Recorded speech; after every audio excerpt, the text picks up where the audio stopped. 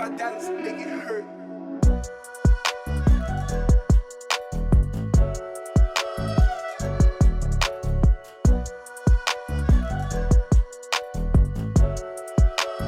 Hello and welcome to Project Passion, the podcast made to inspire you to follow your passion and turn it into a successful business or career.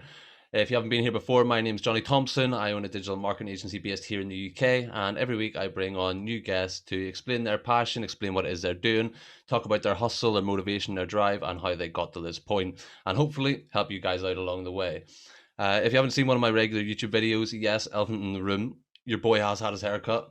3 years of long ass hair was 2.5 years too many, so tripped up. I'm vibing with it though. And before we get started, guys, same as always, if you can, you're enjoying the content, as always, go down, hit like, hit subscribe. It does mean a lot. It does help me out, and it lets me know what you're enjoying, what you're vibing with, and what you want to see more of on the channel, on the podcast. But for this week's podcast, guys, if you haven't seen the guest announcement that went out yesterday, this week I have Dustin Dixon on the show. Dustin is a self-published author of probably my favorite book that I've read this year, The Unnaturals. And Dustin's come on today to talk about his life as an author, as a self-published author, more to that point, and talk about the book, answer some of the questions that I have as a fan of the book and that a lot of you have, a lot of you sent over, and I tried to condense them down, not to try and take up too much of his time. But how's it going today, Dustin? You all good, man? Good, brother. Thanks for having me. I appreciate it, Johnny. No problem, man. Well, look, do you want to kick it off? Just same as always, just interest people who you are if they don't know your name, if they've never heard of the book before, and kind of break it down for them. Sure, man. My name is Dustin Dixon. I'm 25 years old. I'm from Nova Scotia, Canada.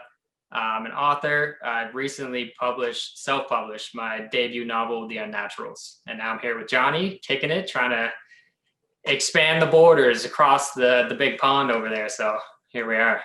So good, man. So I guess best place to start is, what made you decide to actually write a book? Had you always decided you were going to write a book, or, was this something you wanted from a child, or something that you kind of stumbled upon? Ever since I was a kid, I was always very interested in storytelling. Me and my brother and my father, every Friday night for probably 10 years or more, we would go to Blockbuster and rent 3 movies every single Friday night. So since I was a kid, I was always kind of wrapped up in the storytelling, and then that branched into books and music and video games and all the different avenues that can take. And I've always been in love with it. So just recently I had the idea for a book, and I just decided that now is the time, and I chased after it and wrote it. And here we are. Hell yeah, man. Was it always dystopian? When you thought about writing a book before, did you kind of have in mind what you were going to write the book about, or was the sort of dystopian science fiction, did that come sort of in part of the process? I would say probably my first love was always fantasy fiction. Like, the books that I tended to read were fantasy books, but as I kind of came about the idea of becoming an author myself, I just felt like the fantasy genre was so saturated that there wasn't much space for me. I would have to create an entire new world and all these new characters and languages and so on and so forth. And the idea for the story for The Unnaturals just came to me, and it was so obviously a dystopian story that it was second nature. I didn't really have to make a decision there. I just had this idea, and I wrote the story based on that.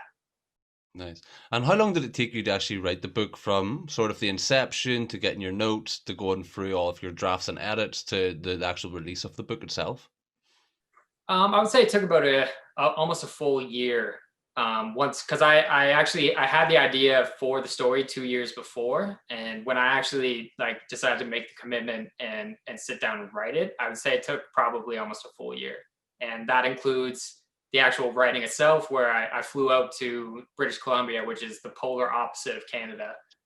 And I wrote probably 50,000 words out there in about a month or so. And then I came home, and that's when the editing process began, which takes months and months unto itself. So I would say it takes about a full year, at least. And I'm still to this day reading through the story and seeing little bits and portions. And I just feel like I could edit that part maybe a little bit better. I could change things. So I'm not sure that the process will ever be fully finished, but it is what it is. This is where we're at now. course. And do you plan to actually ever go back and make revisions and release a revisioned copy, or maybe just an unofficial revision, but just kind of change it up in the process? Yeah, absolutely. Yeah, that's kind of where I'm at right now. Like just last week, I read through it and I found one typo in the first 20 or 30 pages, and nobody else has noticed it or mentioned it to me at least. And as soon as I found that, now I can't sleep at night. I'm awake thinking about this typo. So yeah, I'm going to be releasing a secondary edition probably very shortly. Do you know what it was? Because I'm very particular on things like that. Like, and I look almost on purpose for these like continuity issues or like little issues where the spelling or like if something's on the wrong page. Like, what part was it you actually find? It was one word. It was the word monstrous, and I believe that it's in the first. It might even be in the first 10 pages. I'm not exactly sure because I already went through and changed it, but it was there, and it's been there for like a couple months. And like I said, nobody else has mentioned it. So, and even when I read through it, it jumped out at me because I know each and every word so well. But as soon as I seen it, I just shook my head and I couldn't believe it. So yeah, like I said, I don't think that this process will ever fully be finished. It's just kind of the nature of the beast kind of thing when you're a creator, like, and especially one like this where you can go back and make revisions and changes and improvements, even if they're very slight. Yeah, no, that one word, man, it's been bothering me. It's been bothering me for days. I've seen that it is very common then, not only in books, but especially in that sort of science fiction niche where, there can be continuity issues. I mean, Lord of the Rings or even The Hobbit by J.R.R. Tolkien, that has been released countless times over the years, and they're just making revisions, changing bits and pieces here and there. And do you feel like that's something for yourself, or do you just kind of want to get a couple of revisions done to the point where you're happy and then just leave it where it is then? Yeah, I would say so. Like you said, even with these major novels that are staples in the industry, you could still find little mistakes here and there. Like I had a post on my Instagram from the first Harry Potter book, and on the back of that book, there's a typo right on the back of the book, and I was blown away because A, it's Harry Potter, so it's one of the biggest books of all time, and B, they had so many people working on that and it still slipped through. So I kind of cut myself a little bit of a break. Like normally I would beat myself up about that kind of thing, but I decided to cut myself a break and just make the change. And yeah, I can see probably, well, I hope that this will be the last revision that needs to be done, but you never know, man. It's just when you have 70,000 words or more inside of a novel, there's bound to be one or two mistakes in there. And it's something that keeps writers awake at night, but it's also kind of inevitable. Yeah. So with this book, you chose to not go down the traditional route of publishing. You chose to go and self-publish your own book. Do you want to kind of explain to people what that process actually looks like? Because I know most people will know sort of the general traditional way where, you go off to publishers and you send to all the different publishing houses. What was that sort of like for you, that experience? Yeah. So with traditional publishing, typically what that means is that you will submit your story to agents first of all. So that process can take upwards of a year in and of itself. And then at that point, the agents then represent your story to all these different publishing houses. So you can see how the process can take upwards of 2 to 3 years. And then once the publishing house accepts it, then they want to bring in their editors and their designers and kind of perfect the story in their own vision. So it takes quite a while to go down that road. And that was something that I didn't really want to pursue. I wanted to get something out quickly. And also there with self-publishing, there was the essence of control of the story, which was important to me.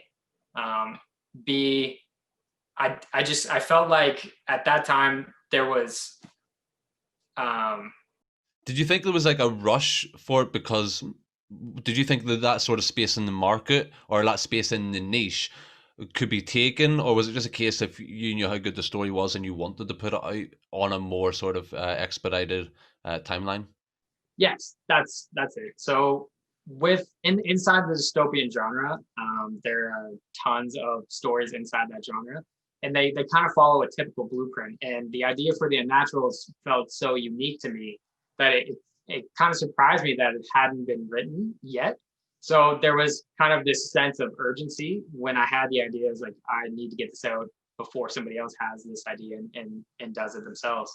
So there was a sense of urgency, as well as the fact as when you self-publish, you have more control over royalties, you have more control over marketing, all of those different things. And with traditional publishing, they still rely on you to market yourself for the most part. So that essence of the hard work of marketing, which was foreign to me completely at the time, it was still there with kind of less payment for my work per se. So it felt like I needed to chase this thing myself. This was after months of research, because I was so torn, because as I grew up, I always thought that you had to go through these traditional publishing houses. They're the gatekeepers, so to speak. And it turns out that you can actually publish a book by yourself and have it be fairly successful. Yeah. Now, when you say about the creative control there, was there a part of you that thought maybe if you'd went through that sort of the typical traditional way of publishing, that they would change your story, or they would have you alter bits off it to sort of fit their narrative of their publish house sort of niche? Yeah, absolutely. That is one of the things that they do, because they have professionals that have worked in the industry for decades, and a lot of them have this set idea or bias about what a story has to be in order to sell well. And so when you're a creator, to have that vision that you had that could be this big at the starting point, but then have it narrowed down to what one person thinks it could be, was something that scared me a bit, because I have all of these ideas for the story, and I didn't really want to give up any of those freedoms. No, obviously, as you said about marketing, you went off and done it yourself, and you went, well, part of your marketing campaign there was with literary bound tours. Do you want to kind of explain to people what literary bound tours is, and how they kind of helped you with getting the book out there, and how they helped you kind of get the growth? Sure. Yeah. Literary Bound Tours is a company that started from Instagram. And what they do is help indie published authors by grabbing, there's a certain section of Instagram called the Bookstagrammers. And these are just people that love books, and their whole accounts are dedicated to books. And this company will select kind of the best people for the job per author, per book, and get them to review the story, make creative posts about it. Like if you go on Bookstagram, there are tons of gorgeous photos of books. Really, really good photography skills on that entire hashtag. For sure. And oftentimes it's much more creative and attractive looking than most authors could pull off. So it was a very attractive deal, and I was very excited to be a part of Literary Bound Tours. And do you think that helped? Did you see that provided a growth for you and for the book on a whole? Yeah, certainly. Just exposure in and of itself, especially in this game, is essential, as well as the fact that many of them wrote really great reviews for the story and can help spark that interest in others. So yeah, I'd say it's crucial. Yeah. Now, the book itself, and for anyone that hasn't seen it, this is the book, The Unnaturals by Dustin Dixon. Hit number 2 in the hot new releases and number 8 in the overall dystopian genre on Amazon. Since then, have you had any publishers or publish houses reach out to you to talk about sequels or to talk about the prequel to try and sort of rope you into a contract there? No, actually, I'm not really surprised, because that self-publishing section of Amazon is very saturated and very full. So as a publisher, you have to sift through hundreds of thousands of stories in order to find one that you would like. So no, I haven't had anybody reach out to me, but I'm not too worried about that yet. Yeah, of course. And obviously, this was your first time debut novel. Was there? Well, I assume there was roadblocks or sort of hiccups along the way that you kind of had to maneuver around. You had to try and work out on the fly. What were they for you? Sort of issues you hit along the way? Kind of the number one issue was just writing a novel itself, because obviously I've read hundreds in my lifetime, and I kind of had a base idea of what it would take, but writing it by itself with no outside help, really, like friends and family around me read books but have no idea how to write one, and that was something that I was a part of myself. So that was quite the challenge, as well as the fact is, once you got into editing, trying to figure out how to make a story marketable, hitting the right plot points and stuff like that, that was something that I struggled with. And I stumbled across a website called Readsy, And that is a fantastic resource for self-published authors. Anybody out there who's thinking about it, I would look into Reedsy. They have professional editors, marketers, cover designers, everything that you could really need to self-publish a book. So I went through them. I found a developmental editor who read my entire story and gave me a 25-page report, essentially, on her thoughts and what she thought the story could be, and what avenues I should take and changes maybe. So that was huge for me. So I took all of her notes and I incorporated them. And then then I started to think, okay, now I really have a story here. And then as a self-published author, like I said, you have to figure out the marketing game, which is a whole different beast, and took many months of research and trial and error, I would say. So yeah, there are quite a few challenges, but it's something that if you really want it, you will overcome them. Yeah. And you obviously had to invest in this, like, that developmental editor wouldn't have been free. You had to obviously invest in this, and in essence, invest in the dream of having this book put to publication. Yeah. Like I always say, you got to spend money to make money. So I did have to invest quite a bit, and I didn't really have a whole lot being a student. So I kind of put almost my entire savings into producing this novel. And it was just a risk reward kind of thing, a return on investment. And so far it has been worthwhile. There are many authors, I think, who kind of skip the editing and hiring professionals because it is expensive, absolutely, as well as hiring professional cover designers. And I think, like, I understand that is quite an undertaking, but it's also, I think, essential to selling a book. Like, you can't just put it out. You can't design the cover yourself. I tried, trust me, it looked awful.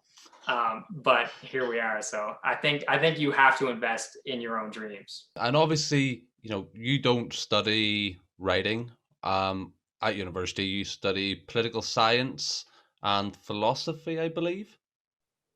Yeah. No, I took a couple of creative writing courses because, like I said, it's something that I've always loved. But my major is political science as well, and I also dabbled in philosophy because it's fun.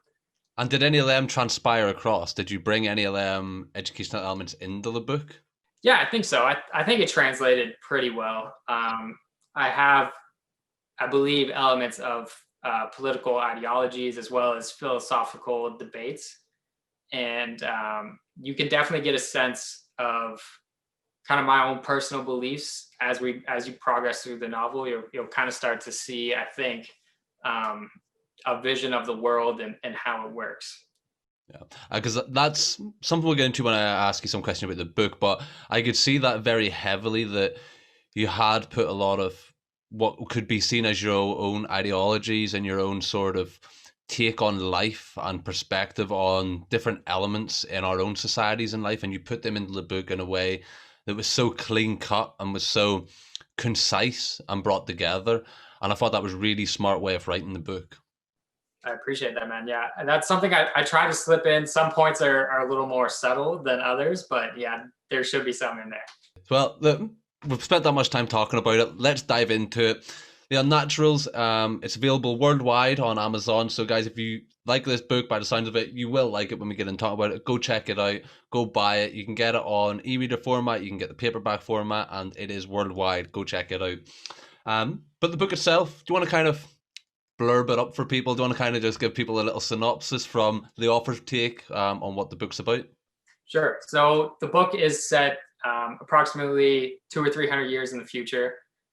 This is post apocalypse kind of. So the world has essentially been destroyed except for two main societies.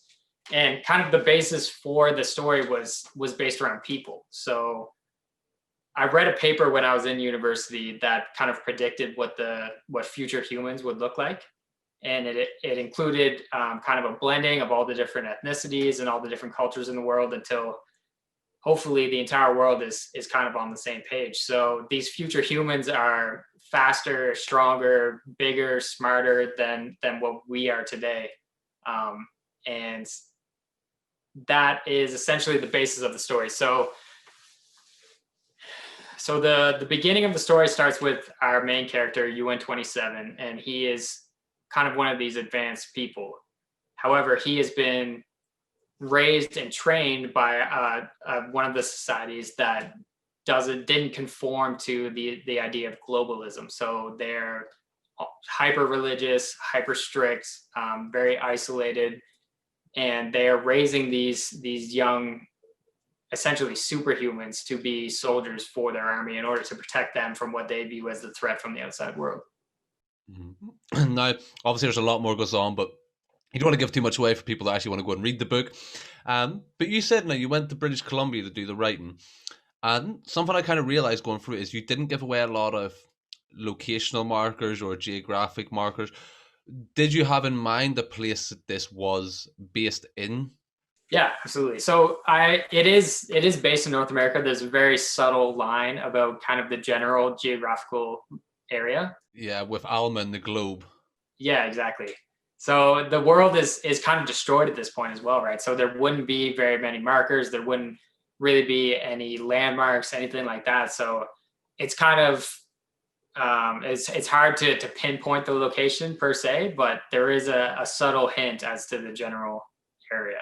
One thing I want to ask now, in the book, it specifically says that the events that are unfolding in the book are set 115 years after what in the book is called the Great Calamity, which would be the apocalyptic event. Was there an exact reason behind 115 years exactly? Not that number per se. It just felt like a good jumping off point for humanity to begin to recover from that kind of mass extinction event. Yeah. Next thing. Now I'm either way off or I've hit the nail on the head, but the Puritans, which is one of the societies within the book, are the Puritans Nazis? Or wrote from that sociological point of view? Because it does mention salute, which the way you've described it sounds very much like a Nazi salute these guys are throwing up. Yes, it does. You're right. I wouldn't say that they are Nazis per se. There's definitely elements of like a fascist, authoritarian government, but they are not Nazis per se. It is a very multicultural society. There's quite a lot of diversity within their society, but there's very strict rules and very strict commandments that could be associated with Nazism. Yeah. So this one, I've not seen anyone else mention it. From my research, I've never heard anyone ask you this question. But if you plan to read the book, it probably is a little bit of a leaker. But the name, right, after UN27, Daxton, is that just Dustin Dixon mashed together? That's so funny that you asked me that. I had that name picked out for years, and I honestly never really made the association with my own name. It was just a name that I thought was cool, and I like used it on like a bunch of different video games and stuff like that, and it honestly never occurred to me. And then as soon as I put the name out there and wrote like several more chapters, my dad was like, "Is that just your name?" And I was like, "Shit." It kind of is. Like, it wasn't intentional or deliberate in any way, but yeah, it's very similar to my name. So I understand that association, and that's hilarious that you brought that up. I thought that was because I thought it was just a very smart way of naming the character. Just like, if I name him Dustin, it's a bit obvious. Dixon's a bit obvious, but I was kind of mash them together and go Daxon. That's a great way of combining both names together and putting yourself sort of in that first person role. That's so funny, man. Yeah, there's no A in my name, so can't. That's the only missing letter, though. Yeah. Oh, the A could technically be Dustin and Dixon. Yeah, you got me, Johnny. You got me. Now, next question, because now, do you have a twin in real life? I don't. No, I don't have a twin, but I do have a brother who's only 1 year older than me. So we're very tight, and we're very similar as well. But no, we're not twins. Not twins. Now, next question. You might not want to answer this one, or at least go into too much detail, just because I assume you might bring this up down the line again. But there is very little information on Nashers in the book. Are Nashers modeled on, obviously they're a mutated version, I assume, of something that would have originally been on Earth. Did you model them on some sort of creature when you had the idea to include them? Yeah, for sure. I've always been obsessed with like crocodiles and alligators. They've been around for millennia. They're essentially dinosaurs, so they're like the ultimate survivors, right? So it wasn't something that I necessarily said like here's an alligator that's like evolved, but it is very loosely based on their blueprint. Yeah. Awesome. I kind of I thought that, but then part of it was like I was like they seem I think they're crocodiles and alligators, but I'm not really sure. But then there wasn't so much information, so I kind of thought, is this another storyline for down the road? Like, is this something that I'm going to ask him and he's going to be like, oh, I can't talk about that. That's like a whole other story coming. Yeah, they'll definitely be featured more in the second novel. But yeah, if there was a creature that was going to survive a mass extinction event, don't you think it would be like crocodiles and alligators or like 100%. sharks? Yeah, definitely. So this one here is this one was a bit more of a brain teaser for me because I was trying to work it out for so long. Prometheate coal. Prometheate, from what I found, is not a real word or isn't a known word. So I have two kind of like ideas on where I think that name came from, and hopefully they're right, but I'll give you them anyway here. So first of all, I thought radioactive promethium based on the events that happened to cause the Great Calamity and then what the Great Calamity was. My second thought then was after I kind of read Prometheum, I kind of went, oh, this is a bit more obvious. Prometheus, the Titan god of fire, and obviously the earth was burned up during the calamity. And Prometheus, if anyone doesn't know, Titan god Prometheus is said to have molded humans from clay and gave life to civilization. Is that somewhere along the lines? Am I? Yeah, man, you nailed it. It is Prometheus. So like you said, in mythology, he basically gave fire to human beings. He molded human beings. So in the Puritan society, Prometheus would be somebody that in mythology he betrayed the gods to create humans, but their interpretation of it is that he is kind of their benefactor. Like you said, he brought fire to the world, so the world's been destroyed, and he created these humans. So in the images that they are, so in the Puritan society, they view themselves as the proper human beings, and so they kind of took this image of Prometheus and adapted it. And like you said, it's not a real word. I did tweak the word a bit to make it a position within a government of essentially the all father, the supreme leader. Yeah, he's Prometheus is essentially the president. He's the leader of church and of state.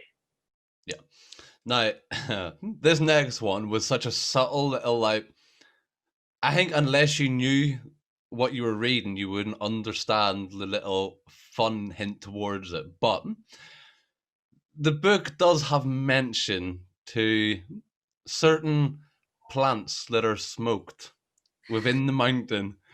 Obviously, you're from Canada, so Canada's quite a legal country anyway. So that is obviously that is it, because obviously you talk about hemp, you talk about the uses of the hemp within the mountain and within the society, the use for the plant when smoked for taking the edge off both body and mind.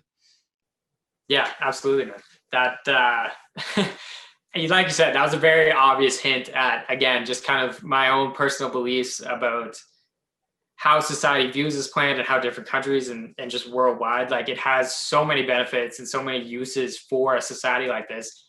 And if you were going to basically have like one or two plants that would help support your society, it would absolutely be one of them, because it has all these different benefits, all these different ways of using it that can help you and your people survive. So yeah, nice catch. I mean, it's very hard. You specifically wrote that prohibition caused the meltdown. I did write that, yeah. The war on drugs literally caused the apocalypse. I'm sure it played a part when it inevitably happens. I'm sure it didn't help. Hey, dude, it's your book, dude. If you say it caused the apocalypse, it damn caused the apocalypse, and I'm all for it. Hell yeah, man. Next up, I have a couple of fan questions for you. As I said before, you kind of know these people anyway because they were on the book tour that the book done.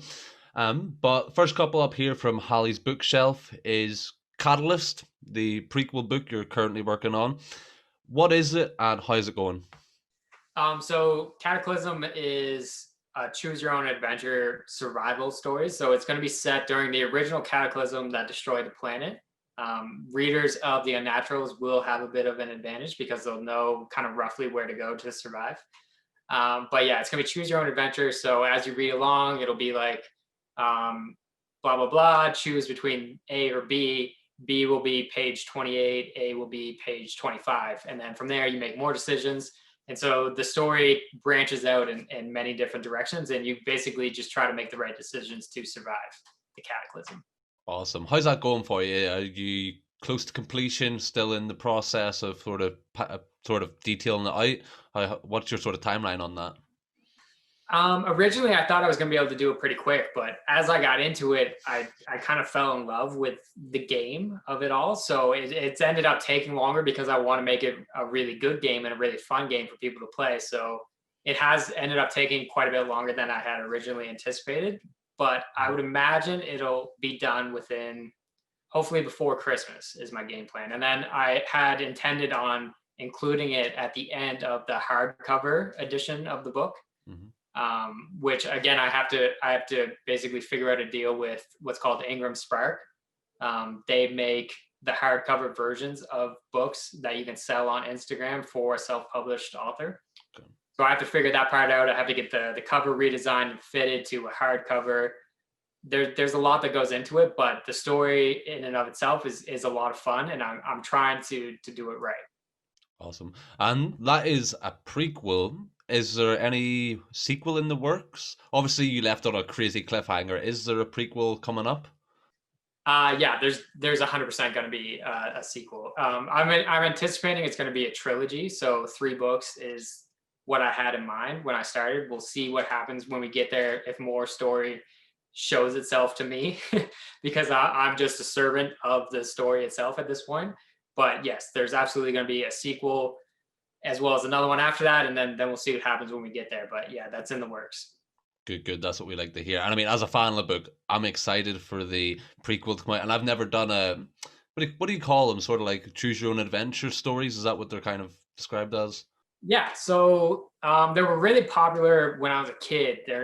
They haven't really been very prevalent in recent years, but like Goosebumps were really, really popular. Again, they're just like horror, like kind of scary stories that you would go through, and like there's a monster chasing after you. Do you go left or do you go right, kind of thing. So you literally just make decisions as you read the book, and they'll take you to a different page, and then that page will take you to 2 different other pages. And it's a lot of fun. I love those when I was a kid. So when I had the idea for just a short prequel, survive the cataclysm idea, I was like, it has to be a choose your own adventure, and people will decide kind of what their fates will be. Awesome. Well, I'm excited for that. Another question from Hallie's bookshelf. Was there anything you wish you knew before you started writing the book? Yes. I wish I knew what an undertaking it was going to be. Like when I first started, I thought that writing the book was going to be the hardest part. And as it turns out, that's actually the easiest part of it all. Editing and marketing are 2 totally different beasts from writing the story itself. So there was a lot of things that I wish that I had been aware of and anticipated more, but that's just that's how you learn. Especially that's how I've learned my entire life. Like I make mistakes, and then I've learned from those mistakes, and that's how I've progressed through the book as well. So nice. And is any of the characters within the book based on people in your real life? Obviously, your brother and your dad play a big part in your life, or have played a big part in your life. Was there characters in the book that you kind of took inspiration from your real life? Name wise, certainly. There's a Rhiannon in the book that is named after my girlfriend in real life. She has been instrumental in this process. Everything from supporting and encouraging me to editing and formatting the book, as well as helping me. She's a graphic designer, so she's designed many of my posts on Instagram and all kinds of different things. She has been absolutely crucial to the process, and naming a character after her wasn't even a question. She's amazing. Awesome. And what was your favorite part, or what is your favorite part of now being a published author? don't know, man. Favorite part. I love being kind of the caretaker of the story. You know what I mean? So like yourself, people that are invested in the story now and like the characters and like where it's heading. Now I'm kind of the guy that is receiving the story and can translate it and put it out for you guys. I really enjoy being the conduit of the story, I guess. Good answer. That's a really good answer, that is. From now, a question from Danny Alvey. What was your favorite part of the book to write? As you can probably tell as you read the story, my absolute favorite parts to write are the action scenes. And like bar none, my absolute favorite is the final battle. I had such a great time. I wrote that final battle in probably 2 days, and it just flew from my fingertips, man. It was insane. I could see every part of it, and I had so much fun writing it. And I mean, like, obviously, this is your debut book. You said you've done a couple of creative writing classes. That final battle scene gave me so much fucking anxiety reading it. Like, the whole time I was like, oh shit. I told Dustin, I reread this book last night. I sat up till 5 o'clock this morning just reading this book because I was like, I know what I read. I was like, fucking, like, I need to read it to make sure it's all right. That's hilarious. Yeah, it's kind of the same way for me, man. Like as I was writing it, I had the same effect. Like I just couldn't stop because I was having so much fun doing it. Yeah. You can tell, not so much there was a lot of time, you can tell there was a lot of emphasis put on the battle scene because it was wrote so well. And I mean, the whole part of science fiction books is kind of like the twists and turns, and you think one thing's going to happen and then it's actually another thing. And I mean, even the scene sort of before the main battle itself, when he went for the talk, and I was like, this is going to go so wrong. And I was like, it's going to end so badly already. Like, what's going to happen here? And honestly, the way you wrote gave me literal anxiety just reading the book.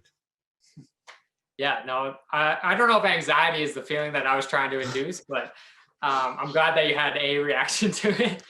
Yeah, that scene, it felt necessary, right? So as I progressed through the story, I was very focused on kind of what the next logical step would be if you were UN-27. Mm-hmm. So how would you go about preparing yourself for a battle that seems unwinnable?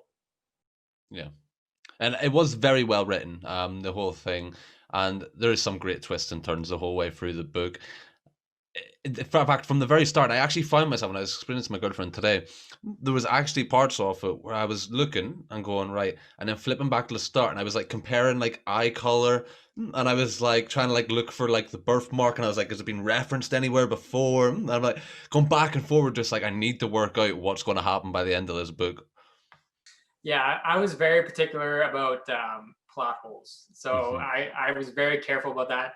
And it's kind of a curse now that I didn't anticipate, that when I watch movies or read books at this point, I'm hyper aware of them. Yeah. So my girlfriend and I have recently just started watching Vampire Diaries, and it's a great show and it's very engaging. But many issues in it. Dude, I pick out plot holes like there's no tomorrow. Like I'm like, why doesn't he just do what he did last time? Like why are they doing this now?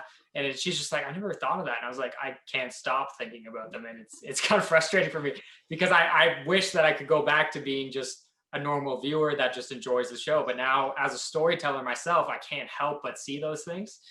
Yeah, my girlfriend hates it because I point them out all the time, and it kind of like ruins things for her as well. And even like continuity issues, I'm like, well, that door opened this way, but then opened that way, or like, oh, that door was open, or she was holding it in this hand, and now she's holding it in this hand. Like that jacket wasn't on. Like I catch them in everything I watch, and then it kind of ruins it for me a little bit. And I'm like, surely the editors should have caught that issue. Right. Well, Johnny, just from my experience with you, you're very intuitive, and I think that you're very observant as well. Like you've asked me some really good questions. I've had fun answering them. So thank you, man. man. You're in a league all your own, my man. I appreciate it. Thank you. It's been awesome for me as not only a fan of reading, but a fan of dystopian science fiction novels, to be able to have read this and actually connect with it and enjoyed it as much as I really did. And I didn't know what it was going to be like when I first got it and when I first spoke to you about it. But when I actually sat down to read it, like I realized how much I enjoyed this book. And how much it sort of fits into my own sort of profile and or sort of my own personality and what I like to read, and it kind of hit all the markers of like it drove anxiety and it like made me excited, and then parts of it are sad, and then it has the right little sort of like continuity where you kind of take things back to and forward. Like it really fitted with my ideal book of what I would ideally like to read. I really appreciate you saying that, brother. Like that does mean a ton to me. And like you said, I kind of wrote the book as a story that I would like to read as well. So I understand what you're saying, and I really appreciate it. Awesome. Well, do you want to finish this up with maybe any sort of advice you would have for any other authors, anyone out there that's wanting to write a book, maybe wanting to go self-publish, doesn't know what way to go? Just sort of general advice for people wanting to do the same thing you have done. Sure, man. So if you want to write a story, you really have to be determined. You have to have it completely visualized in your head. I'm not talking about story points or anything like that. I'm talking about what commitment you're going to need to make this thing happen, because I guarantee you it's a lot more than you're anticipating. You really have to believe in it. And once you do, it becomes hard work for sure, but it becomes also a labor of love. And that's something that you have to be prepared for. Awesome, man. Awesome. Well, look, thank you very, very much for coming on the show. I know I've appreciated it. It's been awesome for me to actually sit down and be able to ask the questions that I had from the book, and ask some of the questions that some of your fans had that it sent over to me. And hopefully then people have had the questions that I sent over answered. If you have any more, maybe for the next book, we'll get Dustin back on again. Let me know what you think. And yeah, thank you very much, man. I appreciate you coming on today. Oh, Johnny, thanks for having me, man. This was a lot of fun. No problem, man. Well, look, guys, that'll wrap it up for this week. Trying to hold Dustin too much longer and give him to reveal all the secrets. But if you enjoyed this, guys, same as always, hit like, hit subscribe down below. If you want to check out Dustin, I will have the link for this book in the description below. Go check it out. Also, Dustin's links will be down there as well. It's Dustin_Dixon_wordsmith. Go check him out on Instagram. Give him a like, give him a follow. And yeah, go check out the book. And I'll be back next week. We'll have another guest. It's also coming close now to Christmas, so we have a little special coming up for Christmas. 2 special episodes coming out, so look forward to those, and I will see you again next week.